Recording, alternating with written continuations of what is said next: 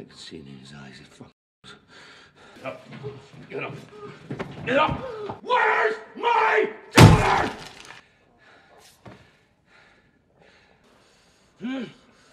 Tell me where they are!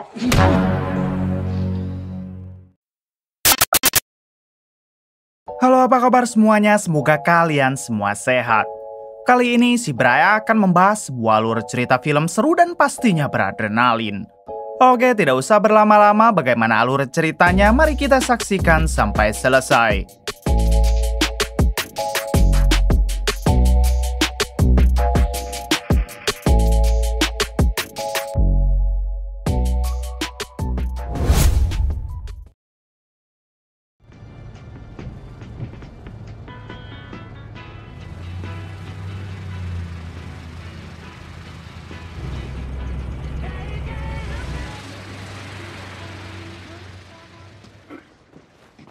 Oh, you're getting heavy. Happy Thanksgiving! Oh, for God's sake. Di awal film, kita akan diperlihatkan dengan dua keluarga kecil yang tengah melakukan makan bersama. Ini dia suami dari keluarga pertama yang diketahui bernama Dopper. Sedangkan suami dari keluarga kedua bernama Frank. Meskipun tidak memiliki hubungan saudara, namun kedua keluarga ini terlihat sangat akrab karena mereka sudah lama bertetangga. Dopper dan Frank juga memiliki dua orang anak sepantaran yang mana anak pertama sudah pada SMA, sementara anak bungsu mereka juga sama-sama berusia 6 tahunan. Babies and the babies starve anyway. You gotta keep the population down. Oh my gosh. Why is he speaking to me? Siang itu, anak bungsu Dopper dan Frank bermain di dekat mobil van yang terparkir di pinggir jalan. Mereka sempat ingin masuk ke dalam, namun kakak mereka melarang lalu membawanya masuk ke rumah. 30 menit kemudian terlihat keluarga Dopper dan Frank yang baru saja selesai makan siang. Kemudian mereka lanjut mengobrol sambil bersantai ria. Tak lama, anak bungsu Dopper dan Frank meminta izin untuk main keluar lagi karena merasa jenuh. Dopper pun mengizinkan mereka bermain asalkan harus ditemani oleh kakaknya. 2 jam setelah itu, Dopper dan istrinya pergi ke ruangan TV lalu melihat kalau anak sulungnya sedang asik menonton dengan anak sulung Frank. Dopper langsung terkejut karena artinya si anak bungsu tidak ditemani oleh kakaknya dan sampai sekarang belum pulang. Dengan cepat, Dopper berusaha mencari keluar namun ia tidak berhasil menemukannya. Kemudian Dopper memberitahukan hal ini kepada Frank lalu dua keluarga itu mengelilingi komplek untuk mencari anak bungsu mereka. You messing around in this house? No. Anna! Di tengah pencarian, si sulung memberitahu Dopper kalau adiknya tadi sempat ingin masuk ke dalam mobil van yang terparkir di pinggir jalan. Namun saat dicek, ternyata mobil tersebut sudah tidak ada di sana. Merasa anaknya sudah positif diculik, Dopper pun menghubungi polisi untuk meminta bantuan. Kasus penculikan tersebut ditangani oleh seorang polisi bernama Loki, ini orangnya.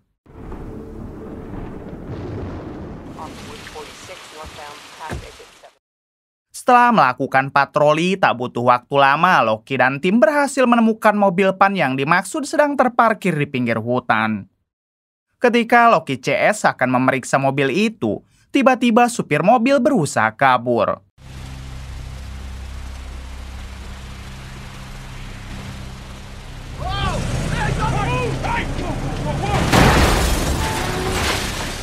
Untungnya si supir malah menabrak pohon hingga ia pun berhasil ditangkap oleh Loki.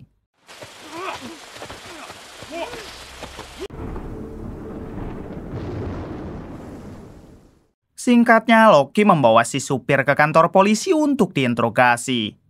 Diketahui kalau supir ini bernama Alec dan kemudian Loki menunjukkan foto anak Dopper dan juga Frank. Loki berjanji akan melepaskan kembali Alec asalkan dia mau memberitahu di mana kedua anak itu sekarang.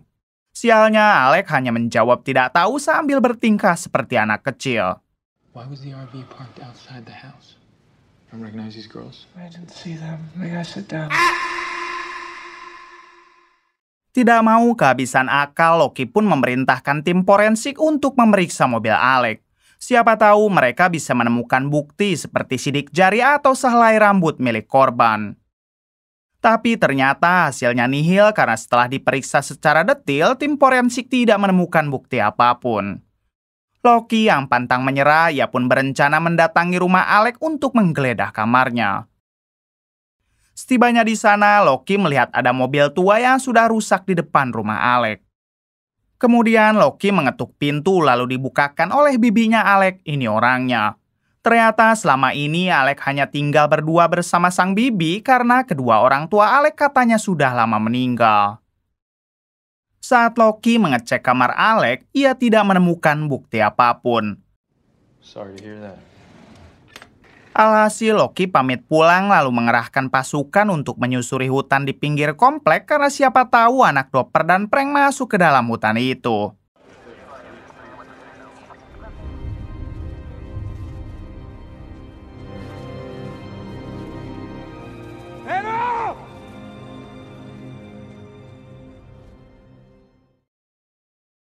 Keesokan harinya, Loki mendatangi Dopper dan Frank di rumahnya.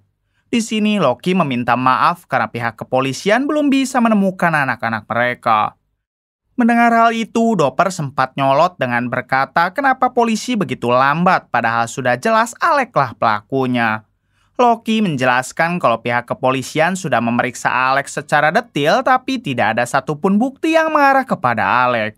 Ditambah Alec memiliki keterbelakangan mental yang mana pikirannya setara dengan anak berusia 10 tahun jadi tidak mungkin melakukan penculikan.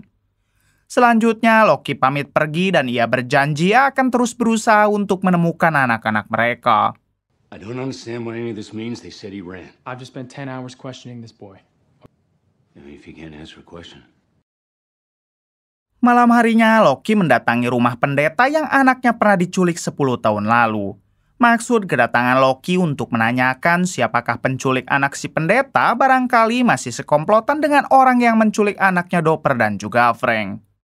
Namun setibanya di sana, Loki melihat si pendeta yang sedang tidur akibat mabuk berat. Di waktu yang sama, Loki melihat satu ruangan yang mencurigakan hingga ia pun masuk ke dalam ruangan tersebut.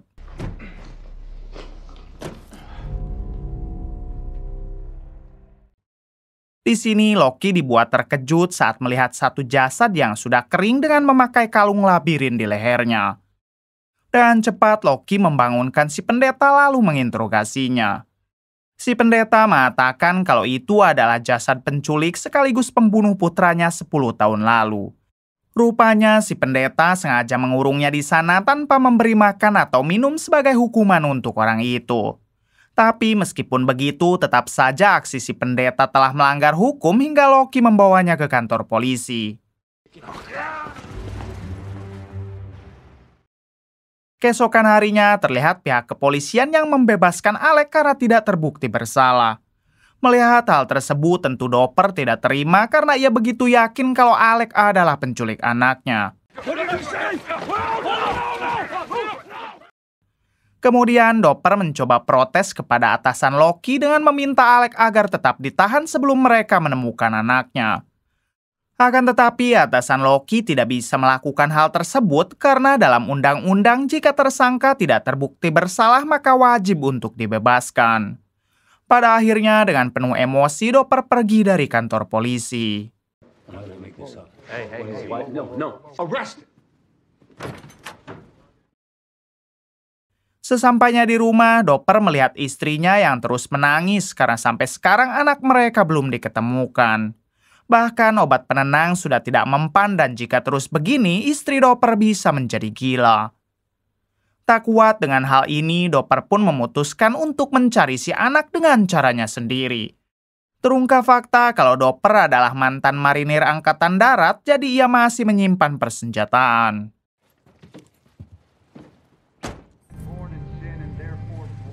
Langkah pertama yang Dopper lakukan adalah mendatangi rumah Alec lalu memantaunya dari jarak jauh.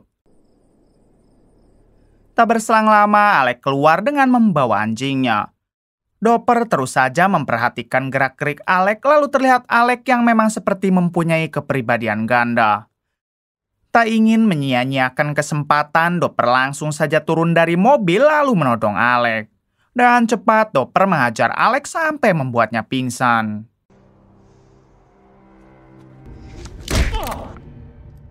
Pagi harinya, Dopper membawa Frank tetangganya ke rumah kosong yang berada di ujung jalan.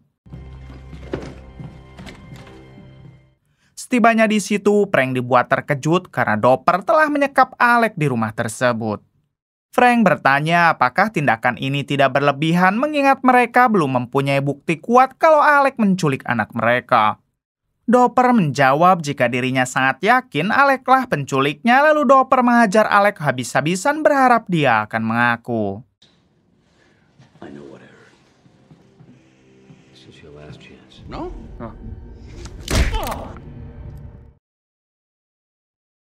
Adegan berpindah kepada Loki yang tengah menginterogasi lagi si pendeta di kantor polisi. Loki bertanya apakah penculik yang si pendeta habisi pernah mengatakan sesuatu sebelum koit. Si pendeta menjawab kalau si penculik itu pernah berkata jika dirinya selalu menculik anak-anak di waktu siang. Dan meskipun dia telah tewas, namun penculikan di kota ini akan terus ada. Mendengar hal tersebut, Loki yakin kalau penculik yang dihabisi oleh si pendeta pasti mempunyai komplotan. Sehingga kemungkinan besar komplotannya itulah yang sekarang menculik anak Dopper dan juga Frank. Getting better. He said that. Di sisi lain memperlihatkan Dopper dan Frank yang terus menginterogasi Alex sampai babak belur. Namun sayang, Alex tetap tidak mau mengaku, bahkan ketika Dopper mengancam akan menghabisinya, Alex masih tidak mau mengaku. Pada akhirnya, Dopper dan Frank memilih untuk pulang dulu ke rumah, sedangkan Alex masih tetap ia sandera di sana. I can see it in his eyes. It Get up. Get up. Get up. Where's my daughter?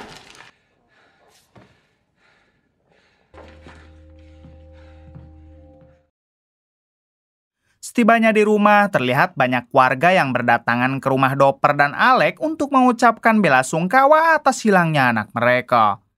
Semua warga bergiliran memeluk keluarga Alex dan Dopper sebagai bentuk rasa kepedulian.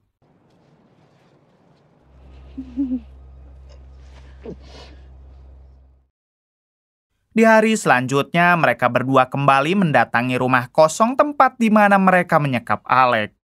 Di sini lagi-lagi Frank berdebat dengan Dopper terkait tindakan mereka ini yang sudah melanggar hukum. Akan tetapi Dopper tidak peduli karena yang terpenting adalah anak-anak mereka bisa kembali.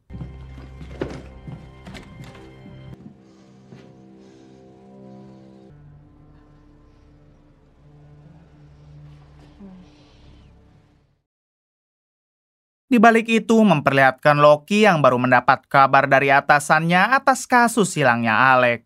Jelas ini membuat Loki tambah puyeng karena kasus penculikan anak Dopper dan Frank juga belum tuntas, sekarang sudah ada kasus baru. Tapi di sini Loki sama sekali tidak mencurigai Dopper atau Frank sebagai pelaku yang menculik Alex. Yes. All right, point made. All right, point made. Selang beberapa saat, terlihat istri Frank yang mulai bertanya-tanya kenapa suaminya selalu pulang malam. Daripada harus terus bertengkar, pada akhirnya Frank memberitahu kalau dirinya dan Dopper telah menyekap Alex yang diduga menculik anak mereka. Namun sampai sekarang Alex tidak mau mengaku dan hal itulah yang membuat Frank selalu pulang malam. Mendengar itu semua, si istri tidak marah, bahkan ia ingin bertemu dengan Alex, siapa tahu dia bisa diajak ngobrol secara baik-baik.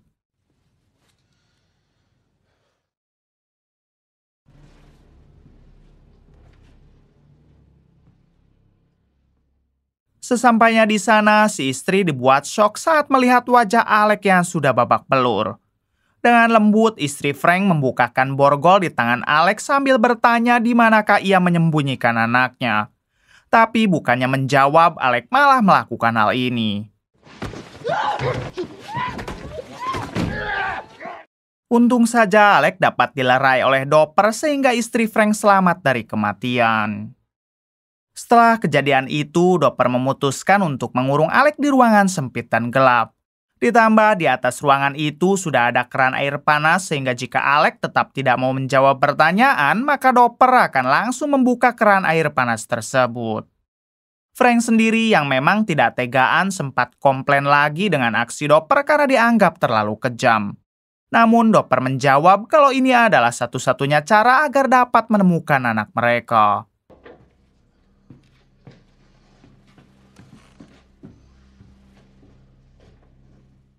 Di suatu malam, Loki mendatangi rumah Dopper, namun saat itu Dopper masih belum pulang dan hanya ada istrinya saja. Ketika di dalam, Loki tak sengaja melihat peralatan Dopper yang sangat mencurigakan. Ditambah istrinya mengatakan kalau beberapa hari ini Dopper jarang pulang dengan alasan mencari anaknya bersama para polisi. Was he always stay out this late? I was gonna ask you, he's been out searching with the police for Anna.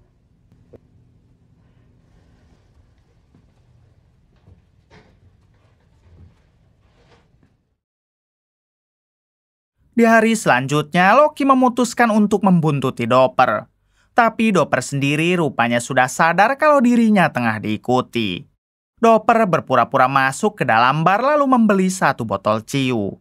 Kemudian secara diam-diam Dopper mendekati mobil Loki lalu masuk ke dalam. Why you following me? Di sini Dopper bertanya kenapa Loki terus mengikutinya. Loki menjawab kalau ia menemukan 1 kantong alkalin atau bahan yang biasa dipakai untuk mengkremasi orang di rumah Dopper dan jelas itu sangat mencurigakan. Loki bertanya sebenarnya hal apakah yang sedang Dopper lakukan. Dengan emosi Dopper menjawab kalau sebaiknya Loki tidak perlu tahu dan lebih baik fokus saja mencari anaknya yang sampai sekarang belum diketemukan. And why did you look for my daughter? Setelah Loki pergi, Dopper mendatangi lagi rumah kosong untuk kembali menginterogasi Alec. Dopper terus saja menyalakan keran air panas sebelum Alec mengatakan sesuatu.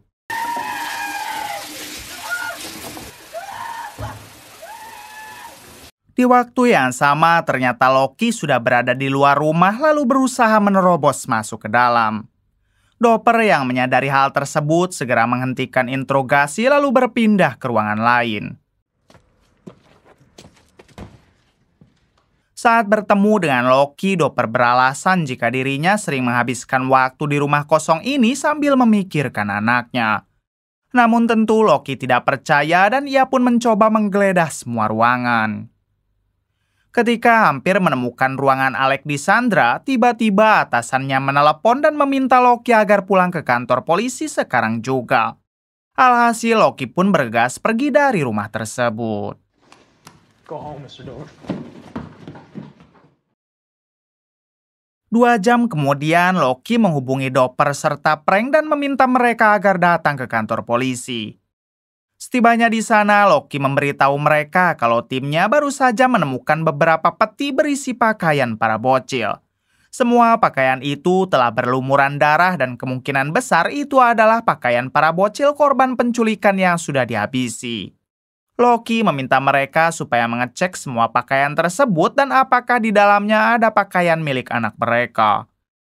Saat dicek, Frank dan istrinya dibuat kaget sebab mereka menemukan pakaian milik anaknya.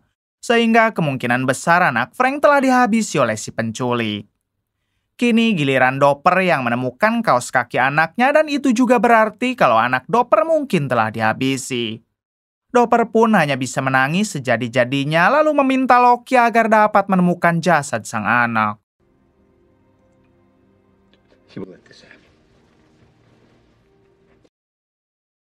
Setibanya di rumah, Dopper memilih untuk tidak memberitahu dulu istrinya terkait berita tentang anak mereka.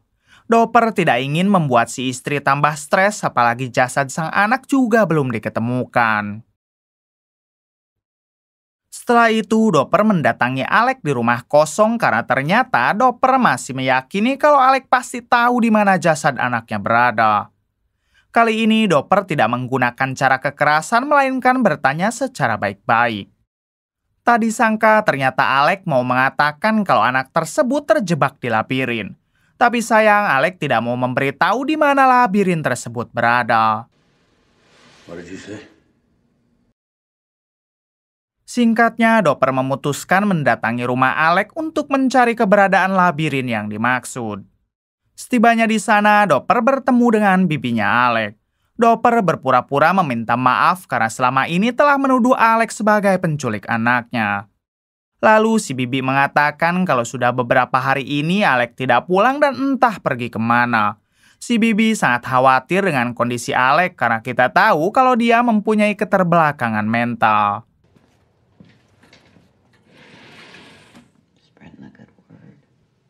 Di suatu kesempatan, Dopper bertanya apakah di rumah ini ada ruangan labirin dan si bibi menjawab tidak.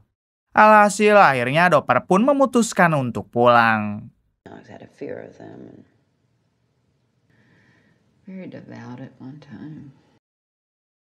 Keesokan harinya, keluarga Frank mendapat kabar gembira setelah pihak kepolisian memberitahu kalau anak mereka telah diketemukan dan sekarang sedang dirawat di rumah sakit. Namun rupanya yang pihak polisi temukan hanyalah anak Frank, sedangkan untuk anak Dopper yang diketahui bernama Susan masih belum diketemukan. Dengan cepat, Frank dan si istri pergi ke rumah sakit lalu disusul oleh Dopper beserta istrinya. It's okay. Setibanya di sana, istri Dopper bertanya kepada anak Frank apakah Susan masih hidup dan di mana dia sekarang. Anak Frank menjawab kalau Susan masih hidup namun ia tidak mengetahui di mana lokasinya. Bersamaan dengan itu, pihak kepolisian memberi informasi kepada Dopper tentang darah yang ada di baju para bocil kemarin itu bukanlah darah manusia melainkan darah binatang.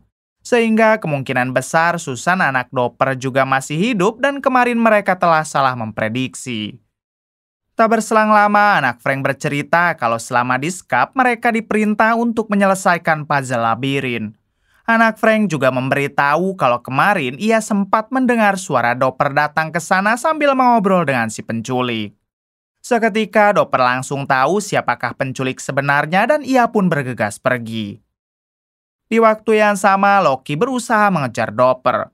Loki mengira kalau Dopper akan pergi ke rumah kosong hingga ia pun datang duluan ke sana.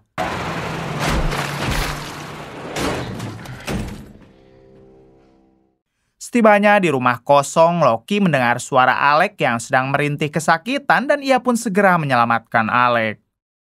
Sedangkan untuk Dopper, ternyata ia pergi ke rumah bibinya Alec dan langsung masuk ke dalam. Namun tiba-tiba bibi Alec menodong Dopper dari belakang hingga membuat Dopper tidak bisa melawan. Ternyata penculik yang sebenarnya adalah bibinya Alec. Dopper memohon kepada si bibi agar melepaskan Susan putrinya dan sebagai ganti Dopper siap melakukan apapun.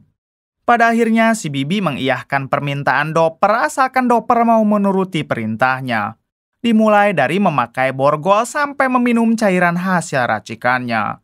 Tanpa ragu, Dopper segera melakukan itu semua. You don't know me, Mr. Dover. About a third should do for a man your size. Now we're going out back. Kemudian Dopper sempat bertanya kenapa bibi Alec melakukan ini semua, bukankah anak-anak itu tidak bersalah? Si bibi menjawab kalau semua ini ia lakukan sebagai bentuk balas dendam kepada Tuhan karena dulu telah mengambil nyawa anaknya yang masih berusia 5 tahun.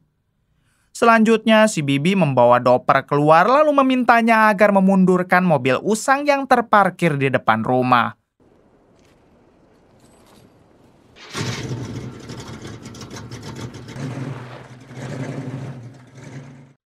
Setelah mobil tersebut dipundurkan, ternyata di situ ada ruangan bawah tanah. Si bibi pun langsung menembak kaki Dopper yang seketika membuat Dopper masuk ke dalam ruangan itu.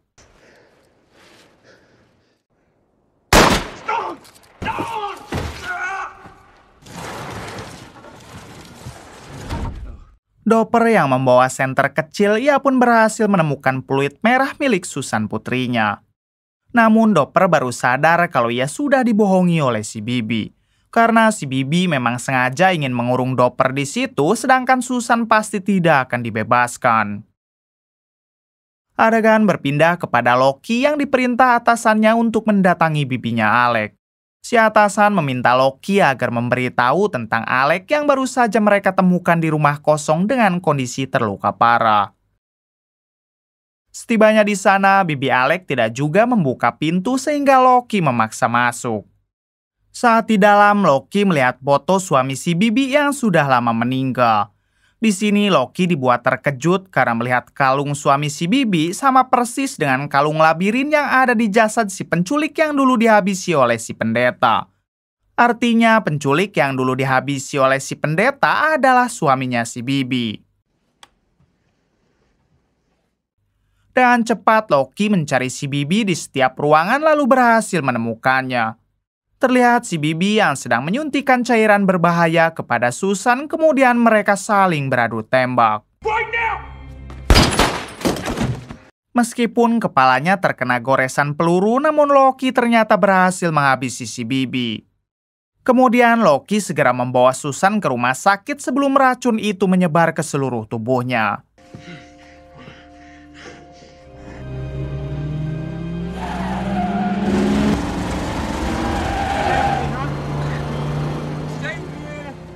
Setibanya di rumah sakit, Loki langsung berteriak meminta bantuan perawat agar segera menolong Susan. Keesokan harinya memperlihatkan berita di koran yang mengabarkan kalau Alex itu bukanlah keponakan si Bibi, melainkan korban dari penculikan si Bibi dan suaminya di waktu dulu. Sudah 25 tahun Alex disekap dan oleh karena itulah mentalnya jadi terganggu. Koran itu juga memberitakan tentang Dopper yang sampai sekarang belum diketemukan keberadaannya. Selang beberapa saat, istri Dopper membawa Susan kepada Loki sambil mengucapkan terima kasih karena telah menyelamatkan Susan.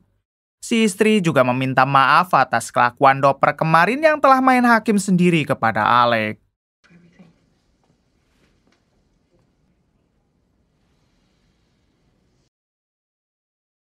Besok malamnya memperlihatkan pihak kepolisian yang sedang menggali pekarangan rumah si Bibi. Mereka bermaksud untuk mencari jasad dari para korban sebelumnya, siapa tahu dikubur di halaman rumah si Bibi. Di waktu yang sama, Loki mendengar suara peluit yang bersembunyi di bawah mobil usang dan tentu saja itu adalah Dopper. Kemudian film pun tamat. Bagaimana menurut kalian? Oke, terima kasih yang sudah menonton sampai akhir. Mohon maaf bila banyak kesalahan. Salam dari Bang Dopper.